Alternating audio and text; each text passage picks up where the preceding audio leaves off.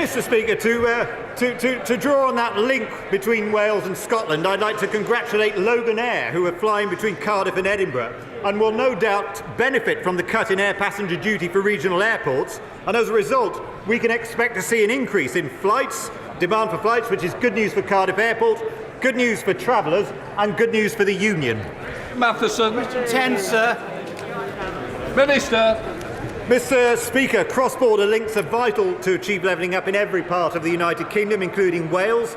And last week I met with the government's Transport Minister to discuss, the Welsh Government's Transport Minister, to discuss how our governments can work together to improve these vital links, including the recommendations in the Union Connectivity Review. Mr. Speaker, if you go by train to North Wales, the chances are you go through Chester. We've got plans ready to go to increase capacity at Chester Station, but we're being held up because the British, the Westminster Transport Department, his colleagues, will not agree on Union Connectivity grants for Network Rail and Transport for Wales. Can you have a word with them, please, and tell them to get a move on? Minister. Well, Mr. Speaker, I'm sure that my colleagues in Westminster will be doing absolutely everything that they can to improve connectivity links between Wales and England, but perhaps he could have a word with his colleagues in the Welsh Labour government who have decided to abandon road building in Wales. Mr. Speaker, traffic congestion is bad for the environment, and a good road network is good for a flourishing economy. Craig Williams. Thank you, Mr. Speaker. Bypass is the most important connection for my constituency. While it's 90% in England, and I very much welcome that the Treasury front bench has committed to the 45 million to get it to the next grip stages, will the Minister meet with me to make sure the Welsh Government, with their road blocking and their lack of vision on Union connectivity, make sure this road is delivered? Mr. Speaker, the Honourable gentleman has been an absolute champion for that bypass over many years.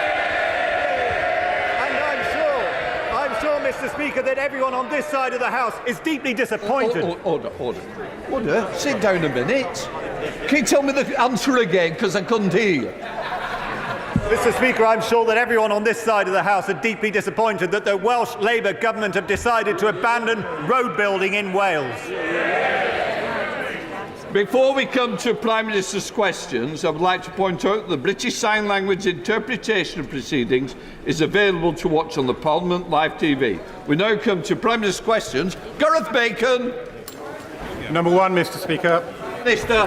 Mr. Speaker, I can tell the House today that it is my intention to return on the first day after the half-term recess to present our strategy for living with COVID. Provided the current encouraging trends in the data continue, it is my expectation that we will be able to end the last domestic restrictions, including the legal requirement to self-isolate if you test positive, a full month early, Mr. Speaker.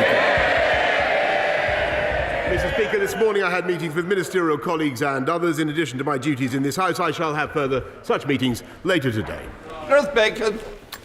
Mr. Speaker, the Northern Ireland Protocol has frustrated business, is undermining the Belfast Agreement, and is restricting the free movement of goods and people within our United Kingdom.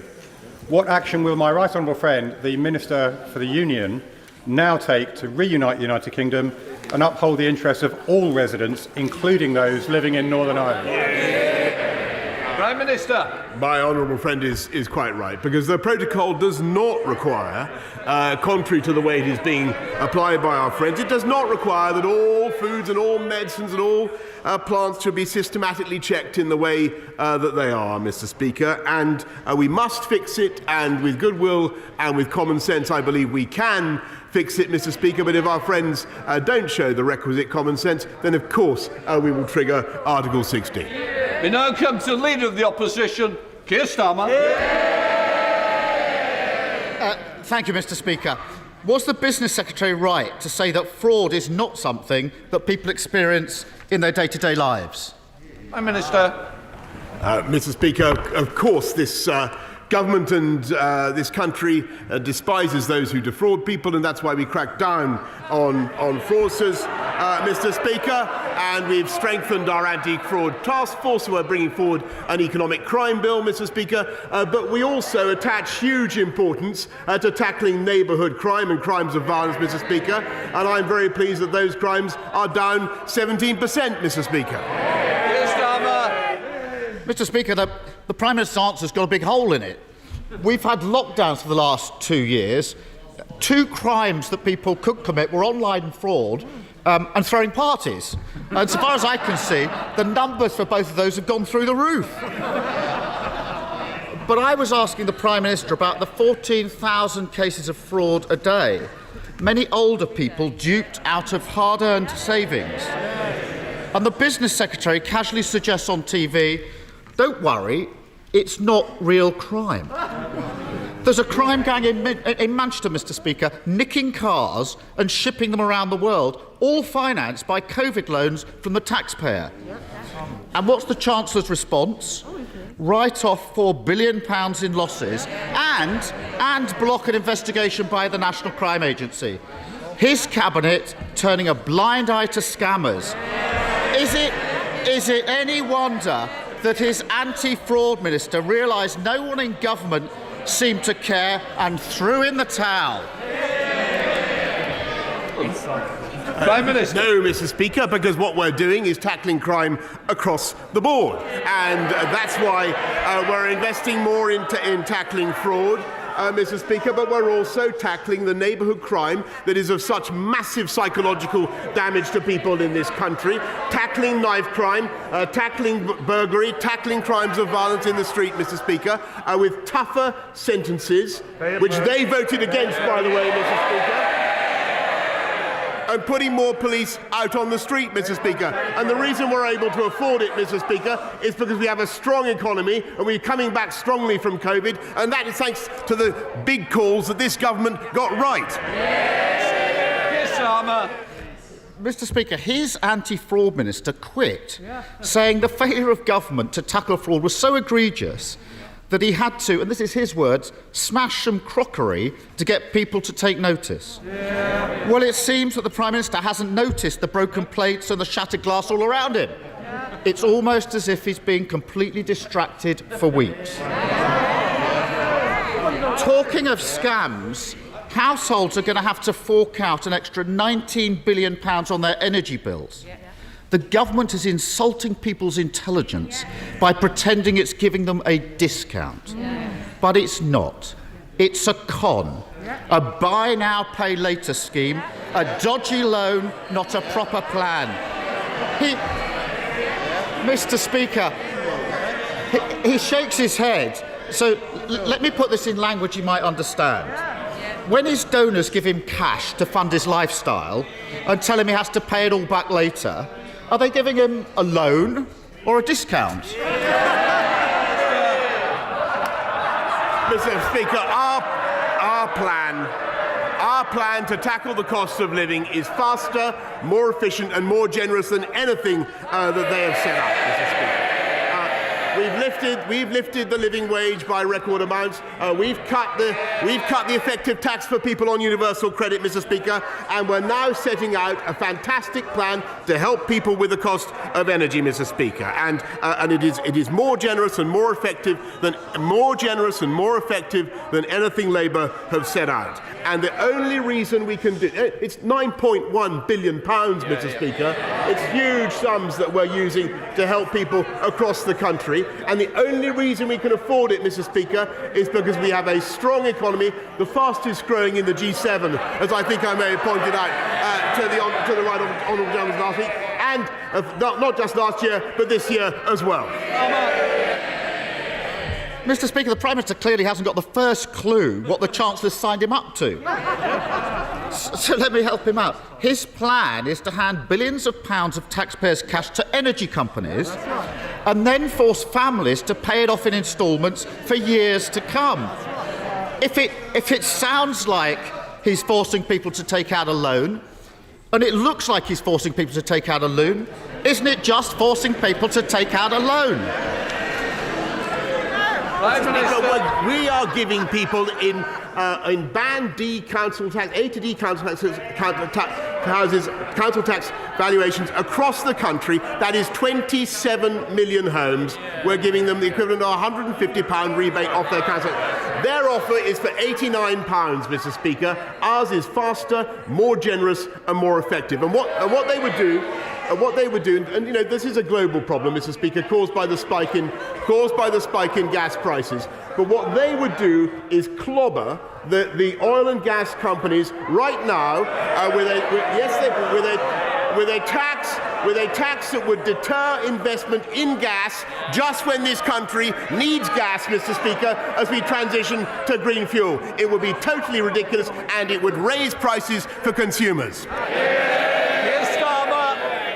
Mr. Speaker, I was always worried that the Prime Minister wasn't one for reading terms and conditions. Didn't understand what the Chancellor signed him up to, and he's just confirmed my worst fears. There is an alternative. Order. Can I just say, if you want to carry on outside. I am not having this perpetual noise coming from the front bench. Secretary of State should know better, and I expect better, and I certainly don't need to put up with it anymore. Keir Starmer. Mr. Speaker, there is an alternative. He could stand up to his Chancellor, tell him to support families rather than loading them with debt. Tell him to look at those bumper profits of oil and gas giants. Shell's profits up £14 billion this year. BP's profits up £9.5 billion this year. Mr. Speaker, every second of the day, they've made £750 extra profit from rising prices. At the same time, households are facing an extra £700 a year on their bills. Why on earth is this government forcing loans on British families when they should be asking those with an unexpected windfall to pay a little more to keep household bills down? Mr. Speaker, the Labour plan would clobber supplies. It's an improvement on what I thought he stood for, which was nationalising the energy companies. Maybe he's dropped that one now. I can't tell whether he's dropped that one or not. But, Mr. Speaker, what he would be doing, maybe he has, what he would be doing, Mr. Speaker, is hitting the energy companies at precisely the moment when we need to encourage them to go for more gas, Mr. Speaker, because we need to transition now to cleaner fuels. And what this government is providing is £9.1 billion worth of support. It's more generous than anything Labour is offering. And I just repeat my point. The only reason we can do it is because we kept our economy moving in those hard times when they took the wrong decisions. And we came out of lockdown in July, Mr. Speaker, when he opposed it last year. And we kept going over Christmas and New Year when they opposed it, Mr. Speaker. And that's why we have the fastest growing economy in the G7, not just last year, but this year as well, as I never tire of saying. He can bluff and bluster all he likes. The reality is this. On top of the Tory tax rises, on top of the soaring prices, the loan shark Chancellor and his unwitting sidekick have now kicked up a buy now, pay later scheme.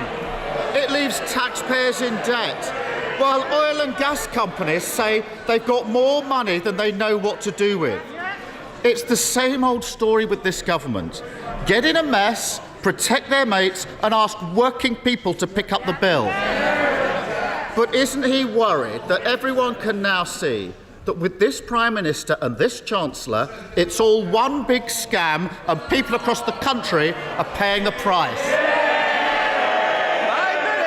Mr. Speaker, what they can see is a government that is absolutely committed to doing the right thing for the people of this country and taking the tough decisions when Labour is calling for us to take the easy way out and spend more taxpayers' money. And, Mr. Speaker, it was this government that decided to keep going in July when he wanted to stay in lockdown. We kept going over Christmas and New Year. And by the way, Mr. Speaker, it occurs to me that we also were able to use those Brexit freedoms to deliver the fastest booster round and the fastest vaccine round. Yes, Mr. Speaker, when he not only voted 48 times to go back into the EU, yes he did, but he also voted to stay in the European Medicines Agency, Mr. Speaker. And our plan for jobs is working, Mr. Speaker. We have record low youth unemployment. Our plan for the NHS and care is working, Mr. Speaker.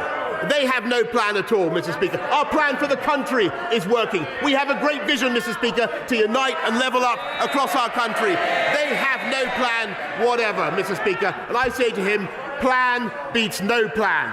We have a great plan for our country. They play politics. Thank you, Mr. Speaker. The government's £9 billion support to help with rising energy bills is most welcome. But will the Prime Minister assure the people of Anglesey and beyond that it's full steam ahead for new nuclear like Wilbur knoweth, and that this government is moving at pace on the Future Nuclear Enabling Fund so that the UK has energy security, jobs and investment right here on these shores? Yes, Mr. Speaker. I think I was only last week that I was congratulating her, or maybe it was a couple of weeks ago, on her fantastic advocacy for nuclear in Ismon. And don't forget, Mr. Speaker, that Labour allowed nuclear capacity to decline by 11% on their watch. I don't think maybe you've forgotten that, Mr. Speaker. We want to get back up there, and that's why there will be at least one big nuclear project this Parliament, at least one, and our nuclear financing bill will support that objective. Leader of the SNP, Ian Blackford. Thank you, Mr. Speaker, and I'm sure you and the entire House will want to join me in welcoming the Remembering Srebrenica campaign that launched their yearly events in Parliament last night, and we all must continue to strive for ongoing peace in Bosnia. Mr. Speaker, the flurry of changes in Downing Street over the last few days is a sight to behold. It's amazing how much energy this Prime Minister can sum up when it comes to saving his own skin. But whilst he's been busy rearranging the deck chairs, in the real world, people continue to be punished by the Tory cost of living crisis. Yesterday, Open Democracy found that as a direct result of the Chancellor's national insurance hike, nurses will, on average, take a £275 year pay cut in April. That pay cut will hit at the very same moment that soaring energy bills land, bills that have shot up £1,000 in the space of a year. It is a bill they and the rest of the public simply can't afford.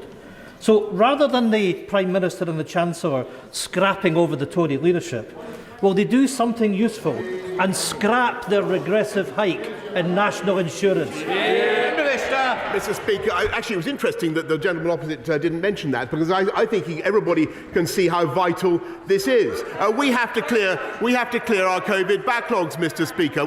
We have 6 million people already on the waiting list. I'm afraid that will go up. And we need to be recruiting the staff now. That's why we're recruiting 50,000 more nurses. There are 11,000 more this year than there were last year. And to his point, Mr. Speaker, we've increased the starting salary for nurses by 12.8%, in addition to the bursaries and other help that we give them. We value our nurses, we love our NHS, and we're paying for it. Ian Blackford. Well, actions speak louder than words, Mr. Speaker, and if he wants to reward the nurses, then he needs to pay them. They are the very backbone of the National Health Service, the very people that he's hitting with the pay cut in April. And I shouldn't have to remind the Prime Minister that at the same time that those nurses were going into work every day to fight a pandemic, 16 different parties were happening in his government. The public know what nurses sacrificed during the pandemic, and they know exactly what this rule-breaking Prime Minister and his government were up to. So are the Prime Minister and his Chancellor seriously telling those nurses that the reward for seeing us through the pandemic is a £270 wage cut? Mr. Speaker, what we're telling the people of this country now, what fantastic nurses, is that we back them all the way. And what they want is more nurses, Mr. Speaker. That's why there are record numbers in training. That's why we have 11,000 more in the NHS now this year than there were last year, Mr. Speaker. And those, I think, are fantastic investments in our country and our society. And I must say that I think it's peculiar that this, as I understand it, the Scottish Nationalist Party's approach to healthcare is now to cut off the bottom of doors in schools in Scotland in order to improve ventilation. Jane Stevenson. Thank you, Mr. Speaker. As a proud Walfronian, I am thrilled that my city is front and centre of the government's levelling up right paper. getting job seekers of all ages the skills they need to get into work will be vital to levelling up in Wolverhampton, and City of Wolverhampton College is already doing this at their brand new facility at Bentley Bridge in my constituency. Will the Prime Minister join me in congratulating the college, and also will he meet with me and my honourable neighbour and friend, preferably at Wolverhampton College, so we can discuss how more job seekers can get access to skills, and potentially through the City Learning Quarter and that final bit of funding that we need. I congratulate my honourable friend from Wolverhampton. She is truly a modern day Lady Wolfruna, Mr. Speaker, and she's completely right that Wolverhampton and the Black Country were at the heart of the first industrial revolution, and they're at the heart of the current 21st century green industrial revolution. And I'm very glad that since April 2020 we've seen 125,000 starts to sector-based work academy programme, partly at least thanks to her lobbying and her support, and wild horses, Mr. Speaker, won't keep me away from Wolverhampton. Speaker, 74-year-old Janet had £25,000 stolen by fraudsters. She told the BBC, "The money was my mum and dad's. I felt I'd let them down." For Janet, and for the 4 million people who fell victim to fraudsters and online scammers last year, fraud is a crime. So does the Prime Minister understand the hurt he and his ministers cause fraud victims like Janet when they write them out of the crime figures and dismiss fraud as something people don't experience in their day-to-day lives? Mr. Speaker, will the Prime Minister correct the record on crime figures and apologise? Mr. Speaker, I direct the House, direct you, Mr. Speaker, to what I've already said to my honourable friend, the member for Hartlepool, but he knows very, very well that this government hates fraud. It hates online fraud. We're tackling the scammers by helping people to come forward when they get an email, when they get duped. Of course, we're helping them in any way that we can, Mr. Speaker, but we are also cutting the crime that affects people up and down our country, the neighbourhood crime, dealing with the county lines drugs gangs, Mr. Speaker, and that I think is something he should support as well, and I'm proud that those numbers have come down by 17%. All right, Baldwin. Thank you, Mr. Speaker. It's wonderful news that the first in-person Commonwealth Heads of Government meeting for 4 years will take place during Her Majesty's Platinum Jubilee. Can the Prime Minister ensure that the global learning crisis is high on their agenda, and will he ask his amazing diplomats to ensure that every leader in the Commonwealth signs up to the Kenyatta Declaration on education? I thank her very much, thank my right honourable friend very much, everything she does to support education for girls. I think 12 years of quality education for every girl in the world is probably the single most transformative thing we could do to improve the world. And I remember working with my friend Uhuru Kenyatta on the declaration, and we will certainly ensure that everybody at the Commonwealth signs up to it.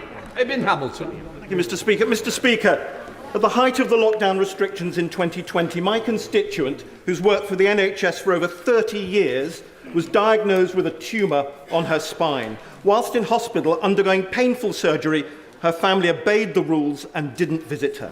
Mr. Speaker, in the last few minutes, a photo has emerged of the Prime Minister in Downing Street on the 15th of December 2020, surrounded by alcohol, food and people wearing tinsel. It looks a lot like one of the Christmas parties he told us never happened. So for the sake of my constituent and the sacrifices she made, will the Prime Minister be referring this party to the police, as it's not one of the ones already being investigated? Prime Minister. I'm afraid, first of all, I'm very sorry about his constituent and for the difficulties that she's been through, and I understand very much her feelings, Mr. Speaker. But in what he has just said, I'm afraid he is completely in error. Marco Longley. Thank you, Mr. Speaker. On the 30th of September 2020, the Prime Minister joined me on a building site in Dudley on what is now the new Institute of Technology, delivering on skills for future jobs and creating opportunities across the Black Country. Will he join me in congratulating the delivery team who delivered on this amazing project, including stakeholders like Thomas Dudley and Dudley College, and will he actually come and join me in person in doing so at the nearest opportunity? Minister. Mr. Speaker, I thank my honourable friend. He is a great champion for Dudley and for the Black Country, Mr. Speaker, and I'm delighted to hear that the Black Country and Marches Institute of Technology is now open, and I will certainly keep his kind invitation in mind. Ian Paisley.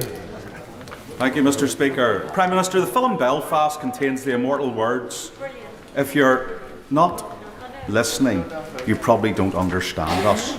And if you don't understand us, you're probably not listening." The fact of the matter is that the protocol has zero support from unionists. The fact of the matter is, and I hope the Prime Minister is listening to this, that in a divided society, a solution that only attracts the support of one section of that community will never stand. Will the Prime Minister therefore take the opportunity to speak to the Irish government, whose ambassador Daniel Mulhern is running around Washington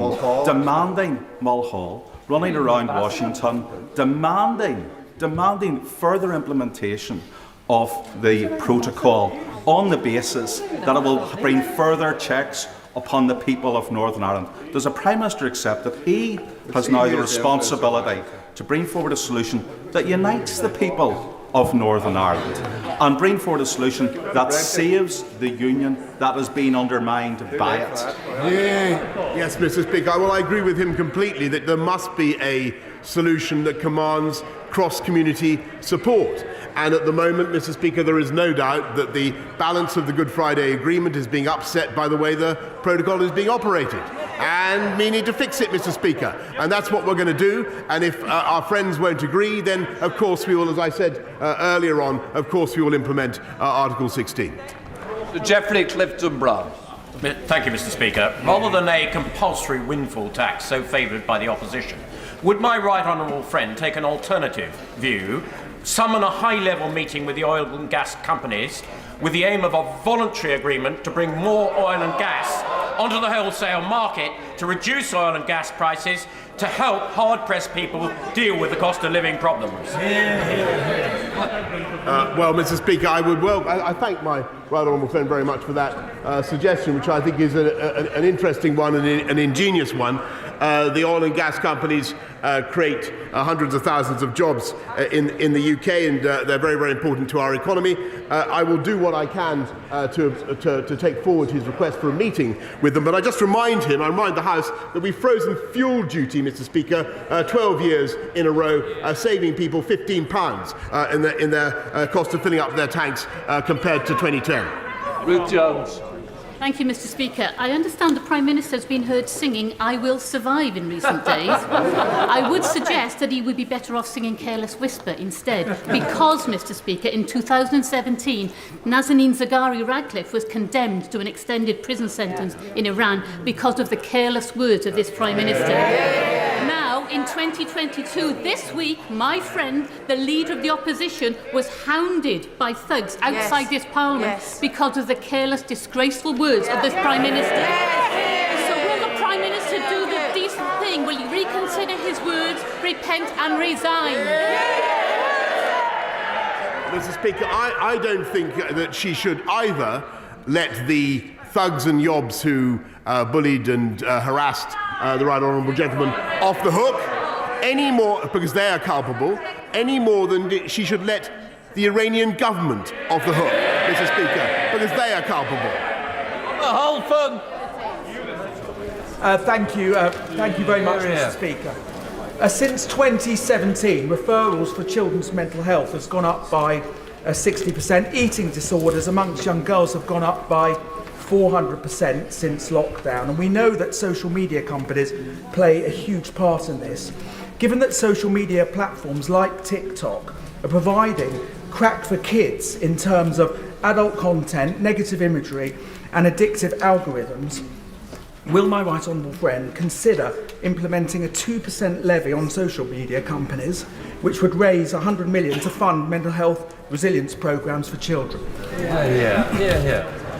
Mr. Speaker, I know my right honourable friend has campaigned on this issue assiduously, and he's quite right about the psychological damage that social media can do, and I've heard what he's had to say recently about TikTok. We will see what we can do to address all these issues in the forthcoming online harms bill.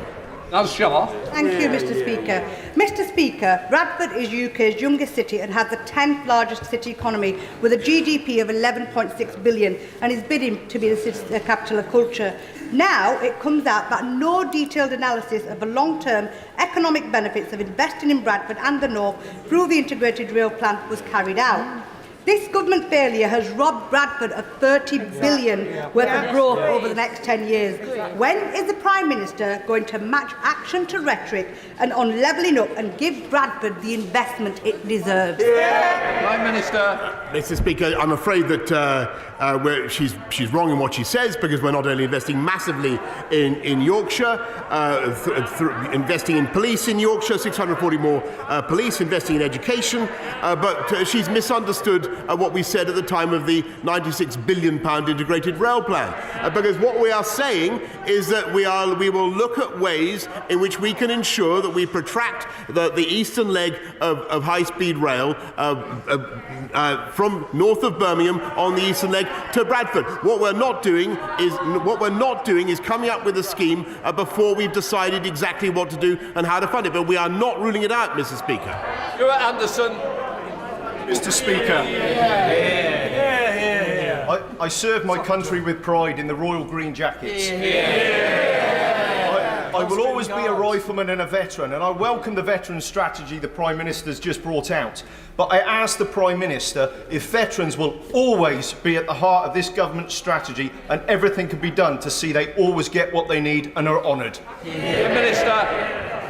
Yes, Mr. Speaker, that's why we set up an office for veterans. That's why we've ensured that veterans get preferential treatment on public transport. One of the first things I did when I became Prime Minister, Mr. Speaker, and it's why we make sure that veterans receive particular support and encouragement in employment. And we encourage employers to take on veterans as well.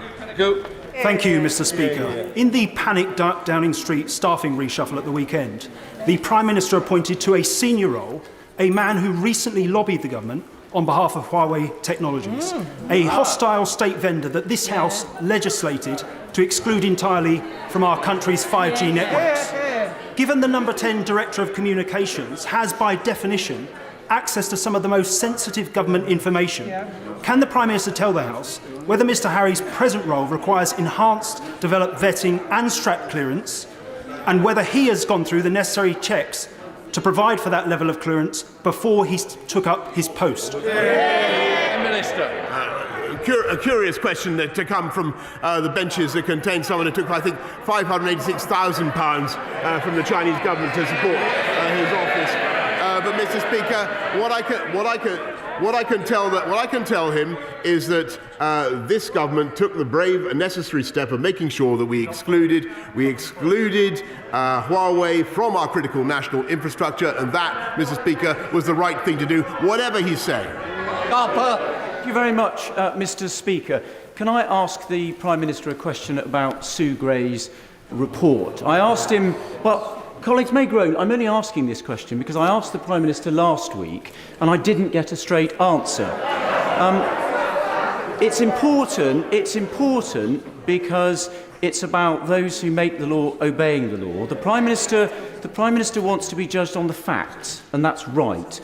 So can I ask him to commit at the dispatch box that upon conclusion of the Metropolitan Police investigation, will he ensure that Sue Gray's final report is published immediately and in full?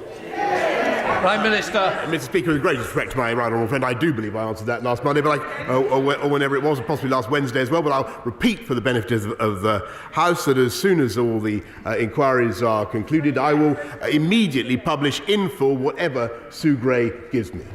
Tulip Siddiq. Thank you, Mr. Speaker. I understand that the UK government signed an agreement with the Iranian authorities last summer that would have resulted in the payment of the £400 million that we owe Iran and the release of my constituent, Nazanin Zaghari Ratcliffe. That agreement fell through and the debt still hasn't been paid. Mr. Speaker, this case urgently needs the Prime Minister's attention and personal intervention.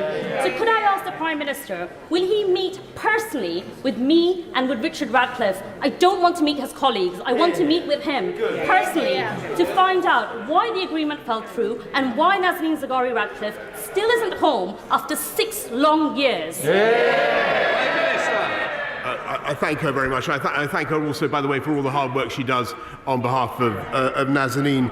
We remain committed to securing the release of Nazanin and all the very difficult consular cases that we have in Iran. As she knows, the IMS debt is difficult to settle and to square away for all sorts of reasons to do with sanctions. But we will continue to work on it, and I will certainly make sure that we have another meeting with Richard Ratcliffe in due course.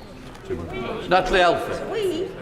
Mr. Speaker, Dover is once again beset by miles of traffic jams along the motorways, affecting residents and local businesses alike. Not because of Brexit, but because of Brussels bureaucracy and red tape. Will my right honourable friend, the Prime Minister, meet with me to discuss how we can invest in our local roads, in the M2, in the M20 and the Dover tap to unclog that roads once and for all, and also to get rid of the unnecessary red tape for a trading global Britain? Prime Minister.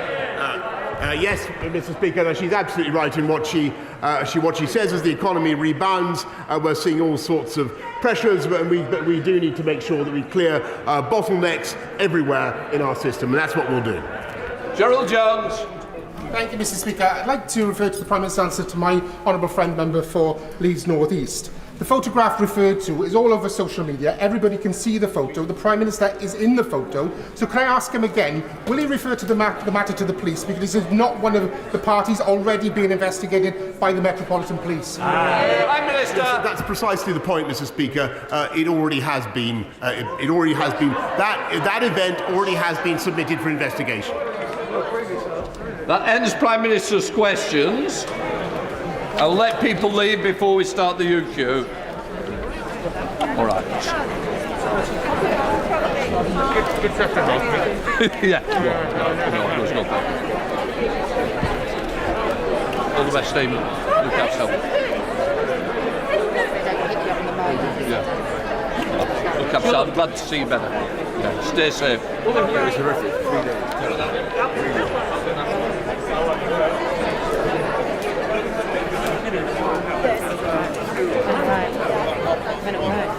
Yeah, when I want to. We're speaking of retirement period, I think. It is legal loan sharks, that's all that would be there. But they do exist. It's the sort of, it's not personal. No problem. We now come to the urgent question. Andrew Mitchell. Can I ask the Foreign Secretary if she will make a statement on the UK response to the humanitarian crisis in Afghanistan? Minister. Thank you, Mr. Speaker. The humanitarian situation in Afghanistan remains deeply concerning. In January, the UN requested nearly $4.5 billion for 2022, the largest humanitarian appeal on record. The UN has announced it will be holding an international pledging conference on the 31st of March, and the UK is strongly supportive of this conference. On the 28th of January 2022, the Foreign Secretary announced $97 million of humanitarian assistance to Afghanistan from the UK. This latest allocation of vital support delivers the Prime Minister promise to double aid to Afghanistan to £286 million. By the end of January 2022, we'd disbursed over £176 million in aid and will disburse the remainder by the end of this financial year, i.e. the end of March. UK aid allocated since October is supporting over 60 hospitals, providing health services for over 300 million people, ensuring 4.47 million people get emergency food assistance through the World Food Programme, and will provide 6.1 million people with emergency health, water, protection, shelter and food through the UN Afghanistan Humanitarian Fund. In addition to providing immediate assistance, we're playing a leading role in international efforts to address multiple causes of the crisis. The provision of basic services, such as health and education, remains critical. We continue to explore solutions for service delivery, such as payment of frontline delivery workers. And we're working closely and monitoring Afghanistan's economy and specifically its lack of liquidity, and working with partners to seek solutions. The UK also played a key role in pressing for a resolution establishing a humanitarian exemption under the UN Afghanistan sanctions regime. And on the 27th of January this year, the UK government laid legislation to implement the UN Security Council Resolution 2615. This will save lives and reduce the impediments faced by humanitarian agencies. Go back to Andrew Mitchell. Thank you, Mr. Speaker, for granting this urgent question, and thank you to the Minister for her response. The stark reality is that Britain can and must do more to rise to this horrific challenge. The inescapable facts are that the Taliban won and we lost, but we had previously promised that the military withdrawal would not be followed by economic and political withdrawal. Indeed, in 2010, when we announced the end of the combat role for British troops, we doubled aid and development spending from the UK, as we had promised.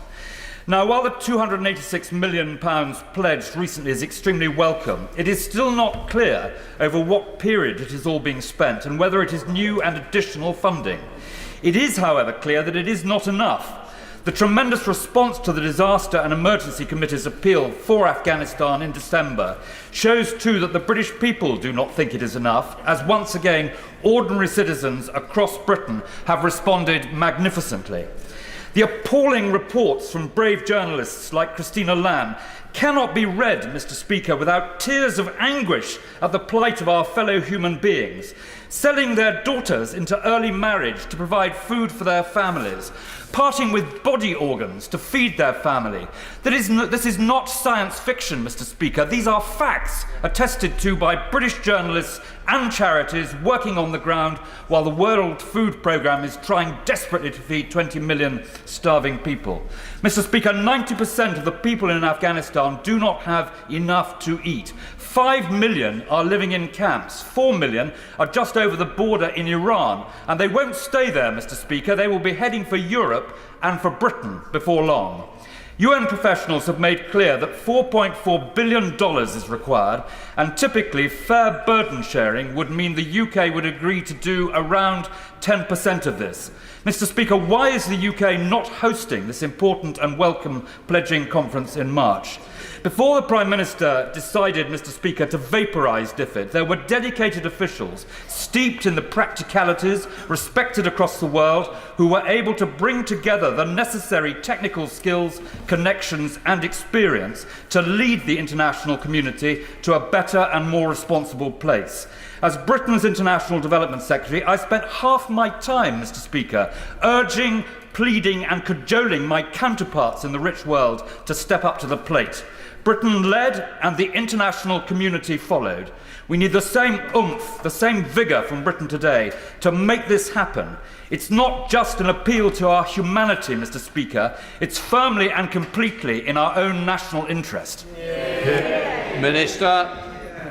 Mr. Speaker, my right honourable friend is absolutely right about the generosity of the British people in responding to this very serious humanitarian crisis. It is a deeply tragic situation, but the UK government has also responded and shown leadership across the world. The $286 million that we have promised will be spent by the end of this financial year. It has been spent continually over this period and will be spent by the 31st of March.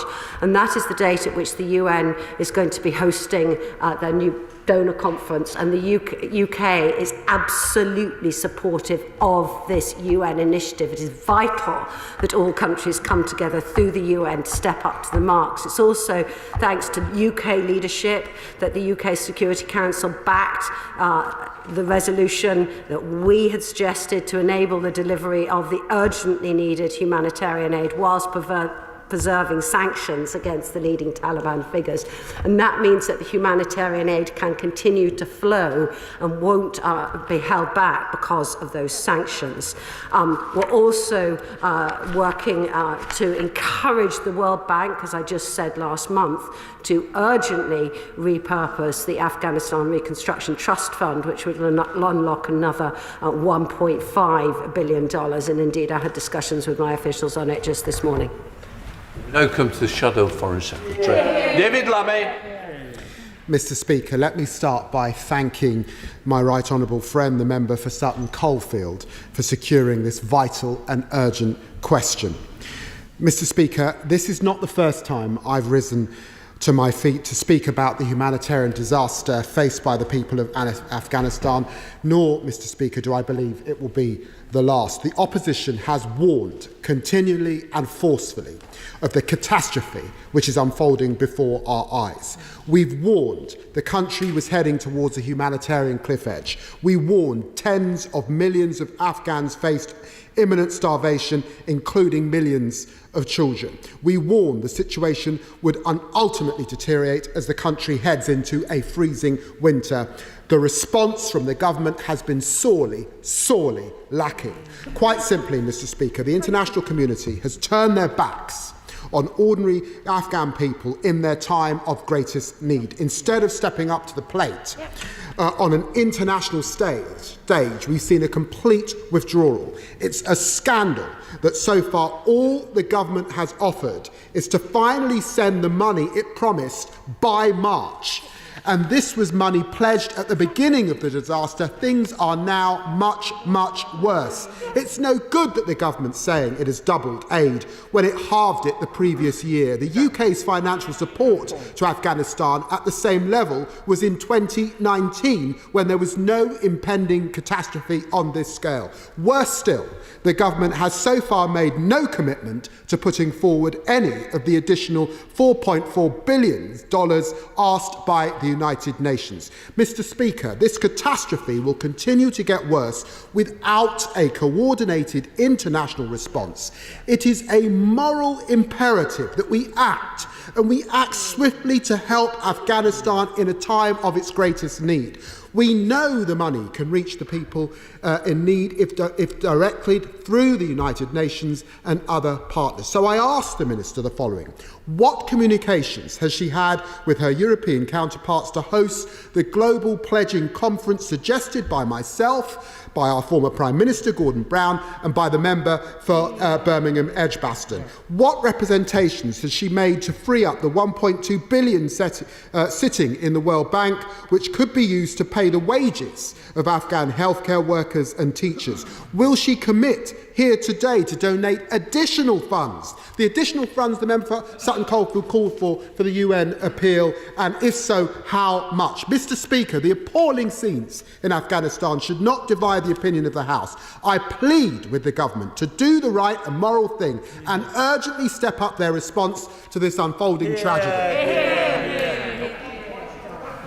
Mr. Speaker, I think it's extremely important that when we are talking about such a tragic situation as this, that we get the facts right about what the UK government is doing on behalf of the British people. So we have announced and already spent over 176 million of aid. That is supporting over 60 hospitals, providing health services to over 300,000 people, ensuring over 4 million people are getting emergency food assistance, and will provide 6.1 million people with emergency health, water and protection. That is what the UK is already doing, and that money is going out week by week, month by month. So as promised, by the end of this financial year, in the end of March, it will have raised the 286 million. We also announced another 97 million in January. As I said last time I was at the dispatch box on this subject, it is incredibly important that we work with partners across the world and support the UN, who have announced the largest ever appeal, and that is why we are supporting their donor-led conference and working with them. We are also working to unlock the money at the World Bank. It is a complex issue that involves bringing different people together, but we are leading on that, and we have also led on unlocking the money that is getting to the people that need it because of the exemption that we helped introduce on sanctions. Roger Gale. Can I congratulate my right honourable friend for dragging the focus of this House away from the playground and back to the real and terrible world? Mr. Speaker, I'm wearing the emblem of the genocide in Srebrenica.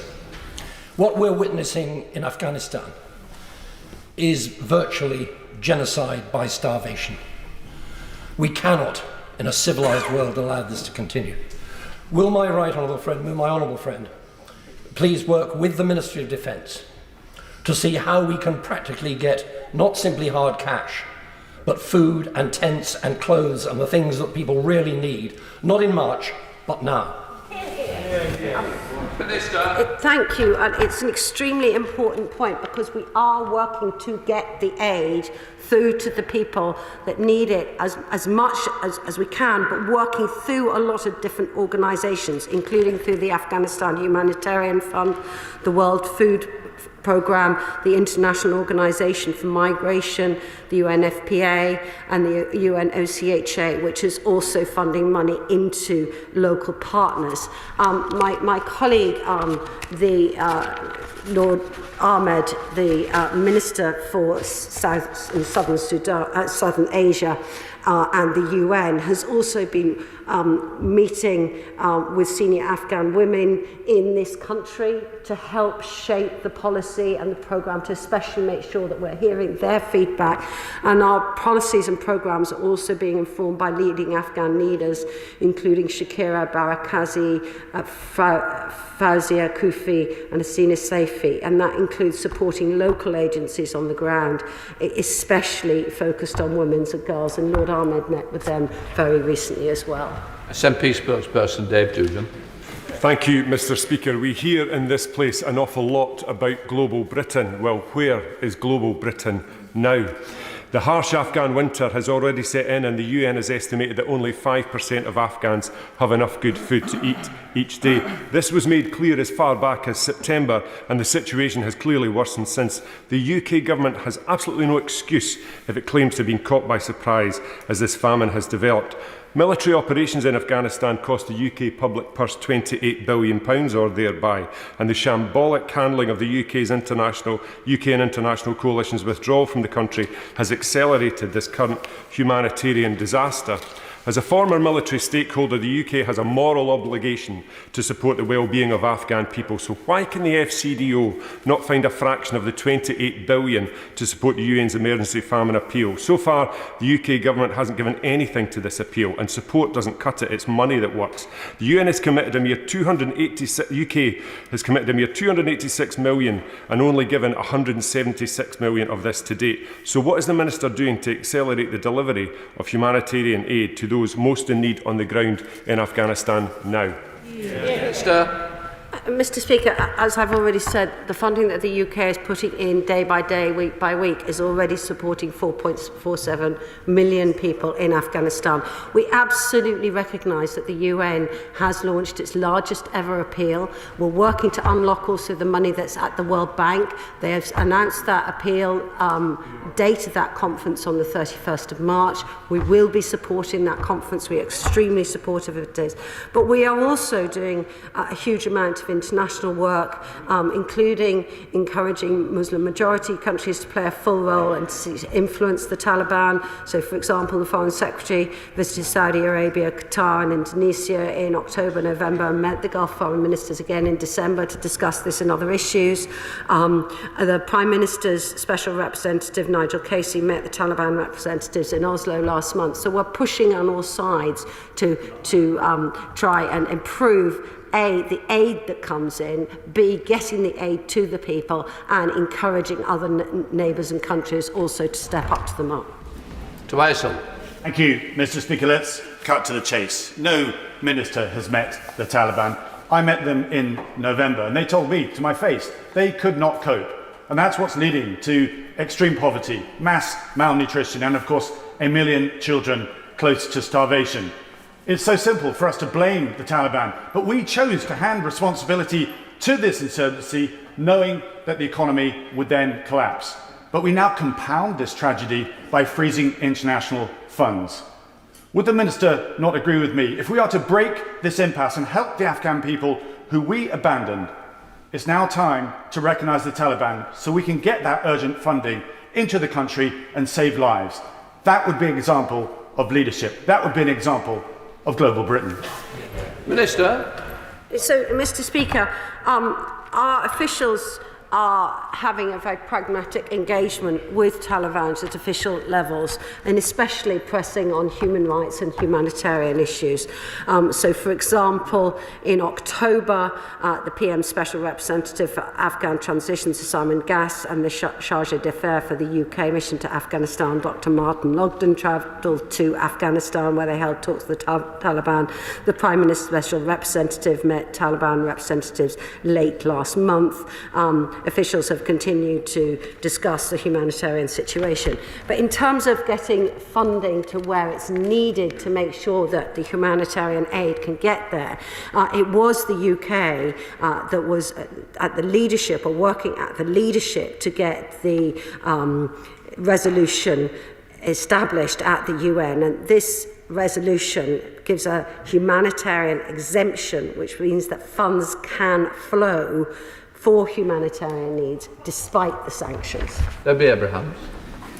Thank you, Mr. Speaker. Mr. Speaker, it's a hallmark of this government that to say that everything's all right, we're doing everything that we need to do.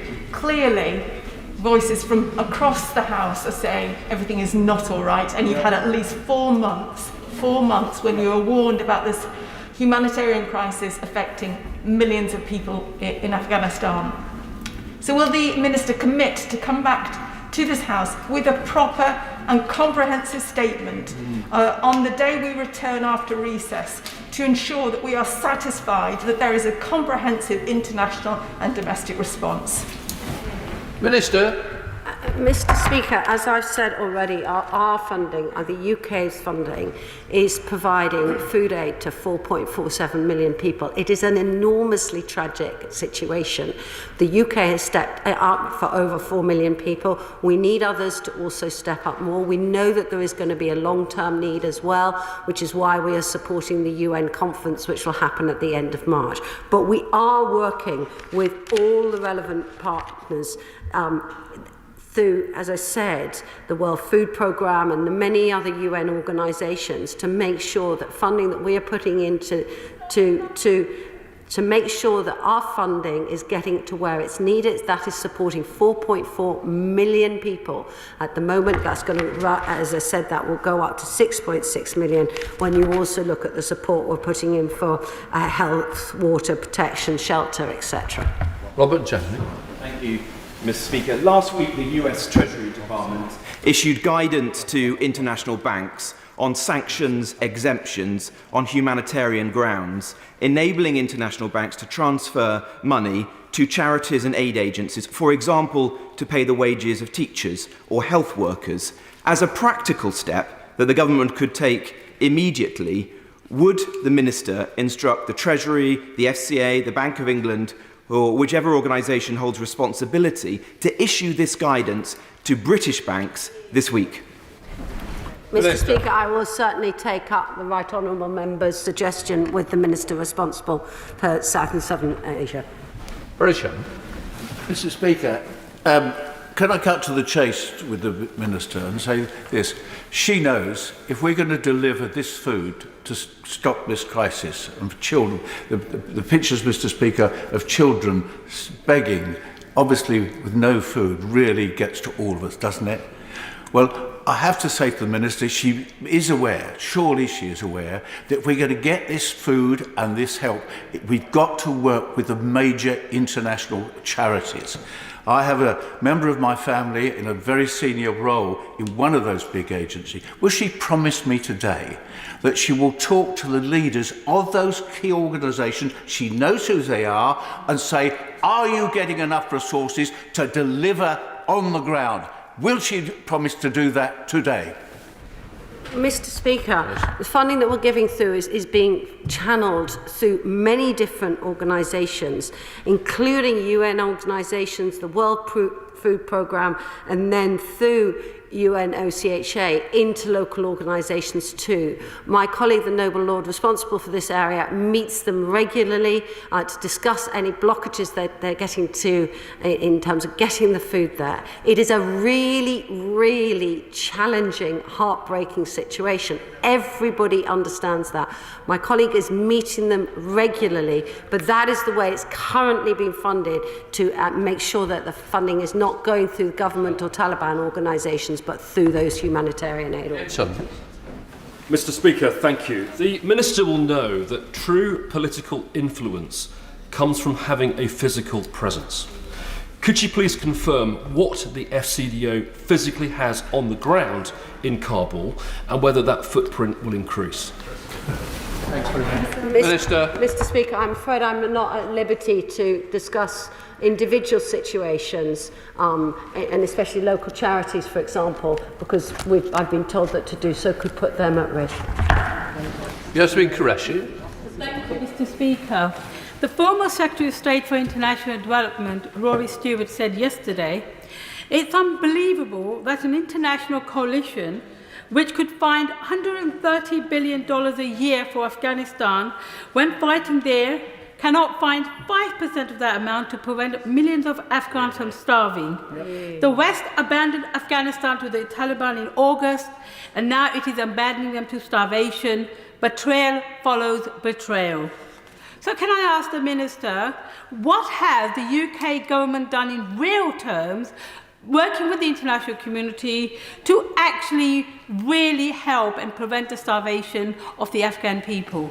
Minister.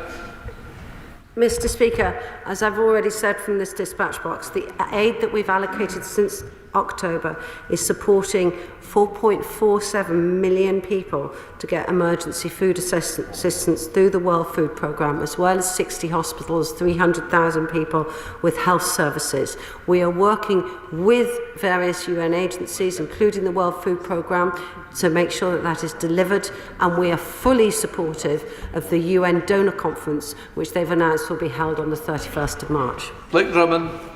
Thank you very much, Mr. Speaker. Alongside humanitarian issues are many concerns about women, and there's been 4 women that have been seized recently. Parwana Kahil, Tamana Periani, Mersul Aya and Zara Mohammadi have just been seized off the street and imprisoned, and everybody's incredibly worried about them. Has the Minister got any information on their whereabouts, because we are concerned about their safety? Minister. I'd like to thank the Honourable Member for that question, and I would be more than happy to follow up with an answer following this meeting, this question. I would say that since Operation Pitting ended, we have also supported over 3,000 people to leave Afghanistan or to move from third countries to the UK. So we are continuing to help relocate people. Leila Moran. Thank you, Mr. Speaker. The Minister mentions Operation Pitting. I had an Afghan gentleman come to my surgery in agony. His family hasn't left the house and seen daylight for months. He's worried about what's happening to his country. But to add insult to injury, the 15,000 Afghans who are now here, their leave to enter expires at the end of this month. So you add all that strife together and their mental health is suffering. Can the Minister guarantee now at the dispatch box that by the end of this month, all those Afghans who came here will be given leave to remain? Minister.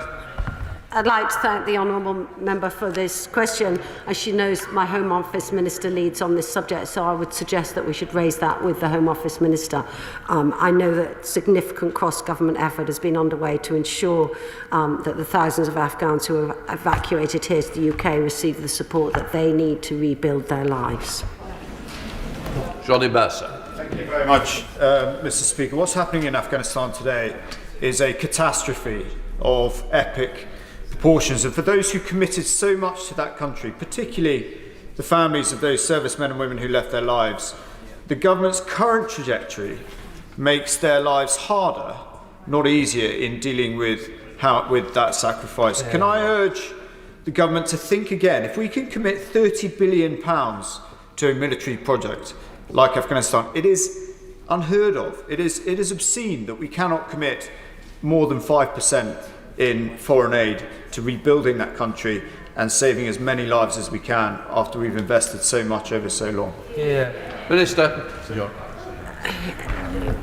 Mr. Speaker, the honourable friend is absolutely right, and gallant friend is absolutely right. You know, we owe a huge debt of gratitude to the 150,000 people who served in Afghanistan, and in particular to the 457 who so sadly lost their lives. And many others who had life-changing injuries. For 20 years, they denied terrorists a safe haven to launch attacks against the UK, and they enabled development that improved the lives for many, many millions of people in Afghanistan. I would like to remind my honourable and gallant friend that the UK funding that's going in at the moment is helping to feed over 4 million people. It is a very tragic situation, but it is going through, it's working with others. We are pressing to unlock those funds at the World Bank, and will support the donor conference. Hilary Benn. Thank you very much indeed. Mr. Speaker, does the government recognise that this catastrophe will continue to unfold before our eyes unless the Afghan banking system starts working again? So, can I ask in particular, does the government support the release of frozen Afghan central bank reserves to restore interbank lending?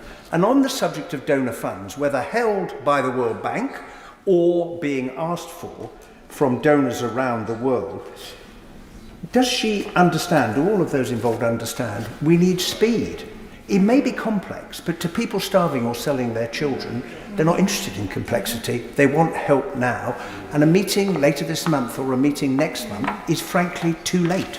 Minister. Mr. Speaker, we are, as I said in my opening statements, closely monitoring the situation in the economy, especially the lack of liquidity, and we're working urgently with partners to seek solutions to that, including calling upon that money to be released from the World Bank. Mark Logan. Mr. Speaker, Afghanistan has been dependent on foreign aid and FDI for time immemorial. Indeed, my next door neighbour, who's no longer in her place, from Bolton South East, had referred to the former member for Penrith and the Borders and the need for at least 5% funding immediately. Western governments have got Afghanistan wrong last August, 10 years ago and 20 years ago. So looking to the future, can the Minister say what UK-Afghanistan relations and strategy will look like? Minister. Mr. Speaker, it's an enormously complicated situation. Our officials are engaging with the Taliban at official level, especially on issues such as humanitarian situation and human rights. And we are focusing right now on making sure the funds that we have committed are getting out to the 4+ million people that we're supporting with food aid and other aid, but also working on issues like encouraging the return of girls to education when schools return in March, and making sure that we can do everything we can to encourage the international community to step forward to address the current situation, which is indeed very, very serious. Thank you very much, Mr. Speaker. Further to the point made just a moment ago by my honourable friend, the member for Bournemouth East, I suspect the Minister will have seen the comments this week from General the Lord Richards, who's called on the West to come to terms with the fact that the Taliban is now the government in Afghanistan. None of us wanted to see this outcome, but innocent people are starving and freezing to death, and it feels like we are sleepwalking into a catastrophe. So can I ask the Minister to look again at what more can be done to unfreeze state assets, lift sanctions and restart the Afghan economy to give people in Afghanistan some sense of hope for the future? Minister. Mr. Speaker, as I said earlier, in terms of the sanctions, we've already made progress in that the humanitarian exemption has been given. That turned into UK law on the 27th of January, so that's helped to unlock that funding for sanctions. In terms of, should we recognise the Taliban? We have a long-standing policy to recognise states and not governments. The Prime Minister's been very clear that if the Taliban wants international acceptance, they need to abide by international norms. But that doesn't stop us from engaging at official level, especially on humanitarian issues.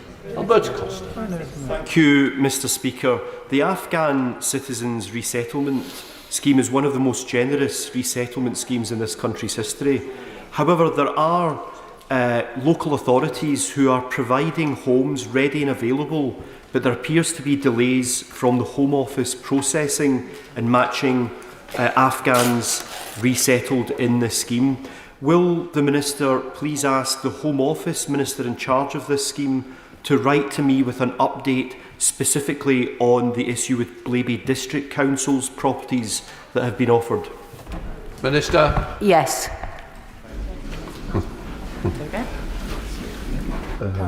Karen. Thank you very much, Mr. Speaker. Famine not only kills, but starvation and malnutrition will scar the bodies and brains of a generation and beyond. Every day that we delay means recovery will be more expensive than acting now. We need cash into the system, into the Afghan economy. Can the Minister tell us, if the World Bank were to be able to release the reconstruction funds today, how quickly could that cash be flowing through the Afghan economy? Minister. I completely agree that it's important to keep the money flowing into the Afghan economy. As I said, we're working with the World Bank, but I would also point that on the 25th of January, so just a couple of weeks ago, the UK supported the Asian Development Bank with a £405 million package of support for the Afghan people, which is funded from the Asian Development Fund. Bob Blackman. Thank you, Mr. Speaker. Obviously, when the evacuation took place and immediately afterwards, Afghanistan was the centre of attention. Naturally, people have forgotten about it, and I congratulate my right honourable friend for bringing it to the attention of the House once again. At the start of the evacuation, I had 656 families in my constituency who had relatives in Afghanistan trying to get out. This weekend, I discovered some more in addition, most of whom are still trapped there, and most of whom are actually UK citizens. Can I suggest to my honourable friend that we should have a facility via the FCDO where we as MPs can feed in on a confidential basis the people who are still trapped there so that assistance can be provided. Clearly they are under threat from the Taliban, clearly they are in peril, but we need to retain confidentiality and assist them to leave if that's what they want to do. Mr. Speaker, as I said, it's a hugely concerning situation.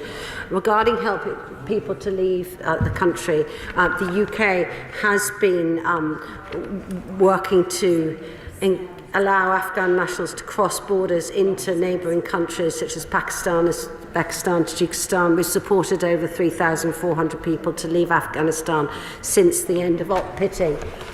The Afghan Citizens Resettlement Scheme is managed by the Home Office, so you should raise that through the Home Office. In terms of the ARAP scheme for people who help the government, people can still apply to that. I understand the Minister for Armed Forces is due to be holding a resettlement surgery shortly, so maybe you could raise those issues with him directly. But if not, do certainly write to me and I will pass this on. Lloyd. Thank you, Mr. Speaker. The Minister will recognise that from all sides of the House there is a demand for more action, not simply from the world community, but from this government of ours. Now, in that context, it's very good to know that 4 million people are being helped. There are probably 37 million people facing starvation at this very moment. Now, in that context, they will continue to face starvation unless we see the reconstruction of the Afghan economy. In that context, very simply, where is the World Bank up to, and what is the government doing to bring pressure to bear to say we need action now, not in months' time to come? Minister. Mr. Speaker, I completely agree, and we are pressing the World Bank. It is a complex situation, but we are pressing the World Bank. We're also working with the World Bank and the UN to find solutions to allow INGOs to access currency in Afghanistan, which is another issue.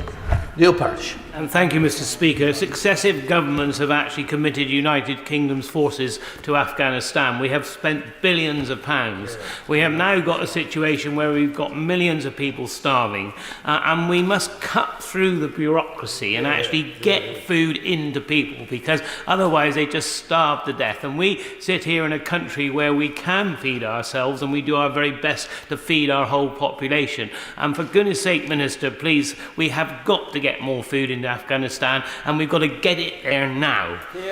Minister. Mr. Speaker, the Honourable Member is absolutely right. It is an incredibly concerning humanitarian situation. We have pledged our funding, which is going through and getting food to those that we are supporting, but it is important that the rest of the world do also step up. I understand some countries, the EU, US, have also made announcements such as we have since the UN launched their appeal, and we are absolutely supporting that UN appeal because the momentum needs to continue. It is a very urgent situation. Thank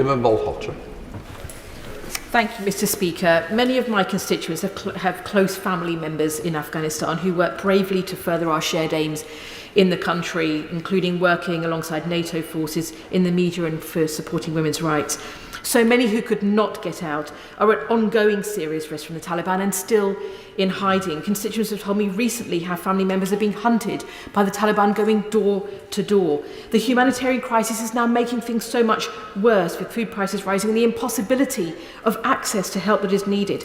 The 31st of March is 2 months away, so will the Minister work with colleagues across government and this House and use our soft power to bring the international community together more quickly, to, with greater urgency, tackle the humanitarian crisis, but also accelerate the evacuation and resettlement of still at risk Afghans?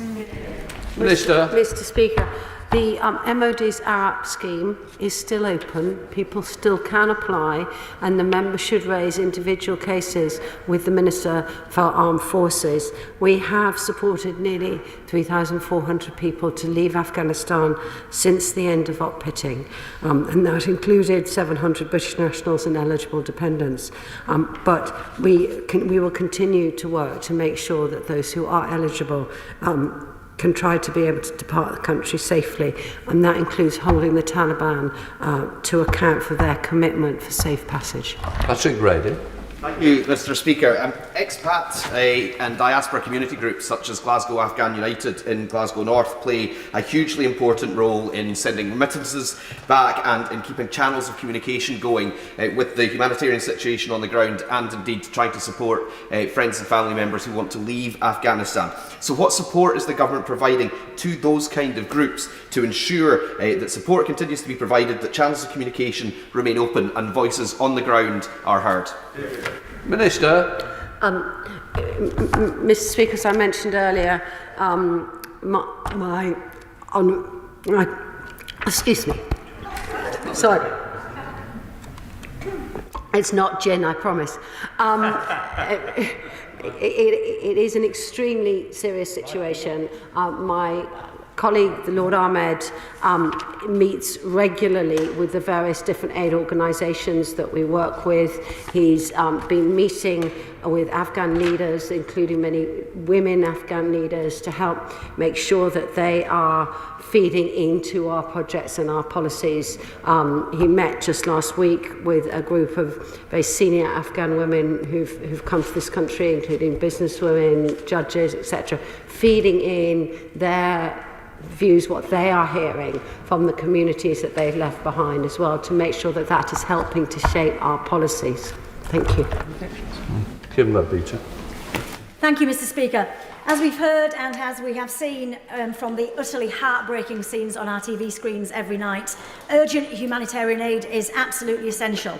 But people in Afghanistan also desperately need access to basic public services. So can the Minister set out what the government is doing to coordinate a global plan to get the money needed to keep local schools, clinics and hospitals running? Minister. Mr. Speaker, so the money that we've already announced is providing over 6 million people not only with food but also other health, water protection, shelter, etc. And I also agree with the importance of making sure that children and young people can return to school, especially girls. The Taliban has said they can, but we want to see that delivered when schools reopen at the end of the holidays at the beginning of March. We will continue to work with other organisations and especially into this UN pledging conference to call people together to make sure that those donations come through. Jonathan Edwards. Diolch, Mr. Speaker. It's estimated that the war in Afghanistan cost the US $2 trillion. The same BBC report indicates that the UK cost was $1.5 billion per annum. The Minister says that the UK government has committed £286 million in year. So can she explain why the spending on war dwarf aid, despite the clear humanitarian crisis and the UK's moral obligation to the country? Minister. Mr. Speaker, I think none of us wish to be in the situation that we are in at the moment. You know, there is a humanitarian, deeply concerning humanitarian situation. What we all saw happening over the summer when the Taliban moved in so quickly left also a really difficult situation. But Operation Pitting and the work of our soldiers to evacuate those 15,000 people was really incredible as well. It is important now that funding does come from across the world, not just the UK, but from across the world. And we continue to be a leading donor with the money that we've contributed so far, which is helping the 4.4 million. I cannot comment any further ahead of the conference. I am sure that the House will be informed as and when we make further announcements through written ministerial statements. I'm sorry, Mr. Speaker, but the answers we've heard today are just completely inadequate. I don't think the Minister understands that tens of millions of people are starving to death in Afghanistan unless she steps up and meets the need, economically and politically, to put in the resolution that we need. I've been trying to meet with ministers with the only Afghan MP in our country. 2 months have gone by and we still don't have a meeting. MPs know their communities and how to get the money to the front line. They need help from this government. Where is it? Minister. Mr. Speaker, my colleague, the Noble Lord, met with a group of leading Afghan women in this country only last week. If she'd like to contact me about her particular contact, then I will make sure that he reaches out so that such roundtables can include other people that are recommended by this House. It is a deeply tragic situation. It is many millions of people. There are other very, very difficult humanitarian situations across the world. Just last month last week I announced further funding for the humanitarian aid in Somalia as well, and in Kenya and in Ethiopia. So a very, very serious situation. The UK's aid is currently providing food for over 4.4 million people, and we will be supporting this conference, and the House will continue to be updated when we have more news to share. Can I just say that, yeah, don't worry, but I am bothered if members are asking to meet with ministers, ministers should try and make sure they are available, or otherwise we are beginning to ignore the backbenchers that ministers are meant to be answerable to. Jim Shannon. Thank you, Mr. Speaker. Can I, it is clear to me that we have a moral obligation to support the people of Afghanistan who feel abandoned. The Minister stated that UK funding is getting to where it is needed. With that in mind, it is vital to ensure that support is delivered on the ground for Christians who are at the bottom of the pecking order in terms of Taliban assistance. What can be done to ensure that food is received by Christians and other ethnic minorities, and what will be done to improve a dire and precarious position and to ensure that UK funding gets to, as the Minister stated, where it is needed? Mr. Speaker, we work with a lot of different local organisations through the UN OCHA. If the specific organisations that the member would like to be engaged with, then do contact me. And Mr. Speaker, regarding meetings with ministers, I'm more than happy, of course, to meet members, but in this case, I think that the member needs to meet the minister responsible, who's my noble lord, and I will follow up with that point because it's the first time I've heard an inquiry of that nature. So I will fill up, but I thought, thank you. Right, we're now going to come to the next urgent question. I call Caroline Lucas. Very much. Thank you, Mr. Speaker. To ask the Secretary of State for Business, Energy and Industrial Strategy if he'll make a statement on reports that 6 North Sea oil and gas fields are due to be given the green light this year.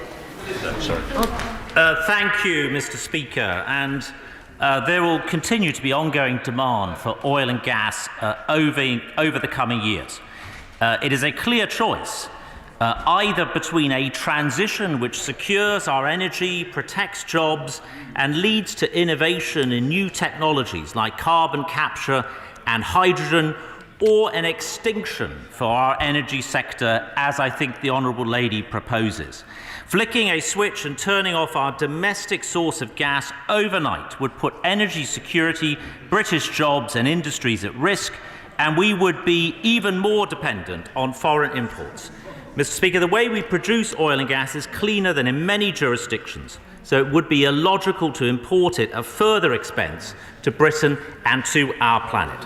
First, Mr. Speaker, the fields referenced in these reports are already licensed, some dating back to as early as 1970, and are now going through the usual regulatory processes. All proposals, Mr. Speaker, are subject to a rigorous scrutiny process prior to consent, as opposed to licensing, by our expert regulators, including an environmental impact assessment and a public consultation. No decisions by the regulators have been taken, so it would be inappropriate to comment further on that process. However, Mr. Speaker, to be clear, continued support for Britain's oil and gas sector is not just compatible with our net zero goals, it is essential if we're to meet the ambitious targets we've set for ourselves while protecting jobs and livelihoods. Mr. Speaker, as announced last year and forming part of the North Sea transition deal, will introduce a climate compatibility checkpoint for any new licences to ensure that any future licensing rounds remain consistent with our goals. Meanwhile, we continue to make progress on developing new nuclear, which I think the Honourable Lady also opposes, and renewables that will power our future. Today we've announced we're ramping up our auctions for our flagship renewables scheme, the Contracts for Difference, establishing new industries, boosting investment and creating jobs in our former industrial heartlands. Caroline Lucas.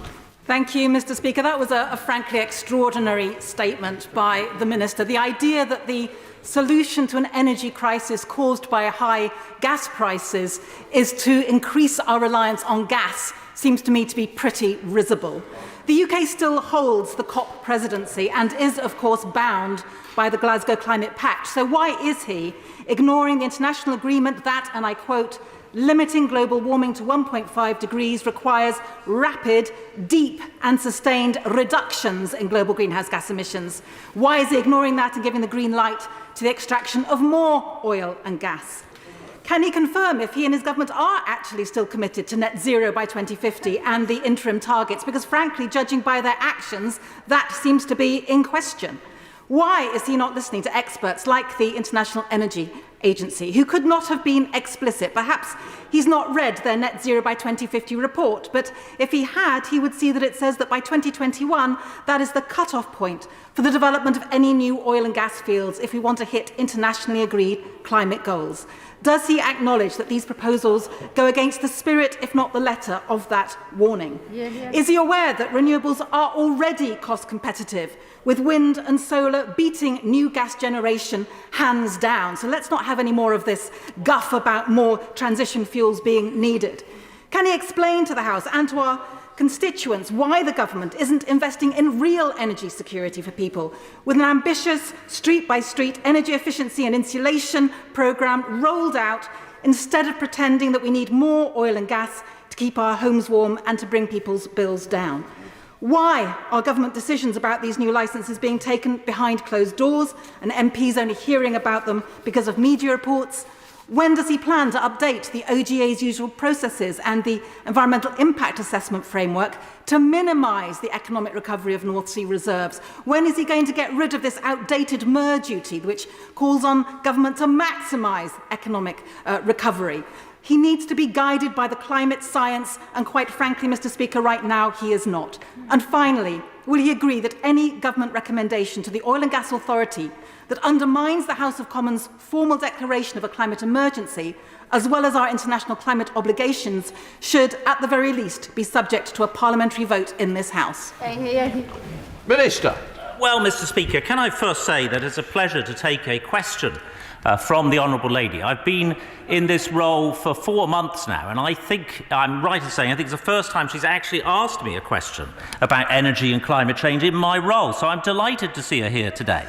The first thing I would say, Mr. Speaker, is that we are not increasing our dependence on gas.